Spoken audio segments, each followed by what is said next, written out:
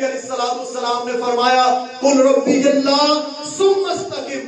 جب تو کہہ دے نا میرا رب اللہ ہے، پھر اس پر ڈٹ جا، کھڑا ہو جا، قائم ہو جا، پھر اس سے ڈولنا نہیں ہے۔ پھر تیرا ایمان بلال کے ایمان جیسا ہو، پھر تیرا ایمان حضرت زمیرہ کے ایمان جیسا ہو، پھر تیرا ایمان حضرت سمیہ کے ایمان جیسا ہو، پھر تیرا ایمان آل یاسر کے ایمان جیسا ہو، پھر تیرا ایمان خبیب کے ایمان کی طرح ہو، تیرا ایمان حبیب بن زید کے ایمان کی طرح ہو، تیرا ایمان ابو مسلم خولانی کی طرح ہو، پھر تیرا ایمان اس طرح سے ہونا چاہیے کہ چاہے تو کولوں پر لٹایا جائے، انگاروں پر لٹایا جائے، بازاروں کے اندر گھسیٹا جائے، جسم کا ایک ایک انگ